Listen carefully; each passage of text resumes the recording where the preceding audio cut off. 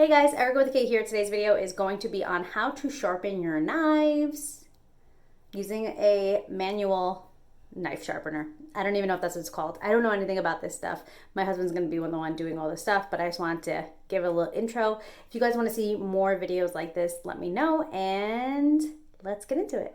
Okay, so I didn't say this in the intro, but this video is going to be on the Zwilling combination Japanese water stone. So this is if you want to sharpen your knife with this specific sharpener. So basically all you need are a few drops of water on it. You don't need to soak it. And then your knives will basically sharpen. So no oil, no soaking, no nothing like that. So the stone has two sides. One is a coarser side, and that side is to resharpen or reshape your blades, especially dull ones. And then the other side is a grit stone for finishing touches. So you'll see at the end, we kind of flip it over. We wet on both sides. And then the base also has like rubber feet so that you don't have to worry about it falling all over the place. But I want you guys to enjoy this video. So I'm going to play some music, but first let me tell you, you want to do this on an angle. Again, just kind of wet it. You don't have to saturate it.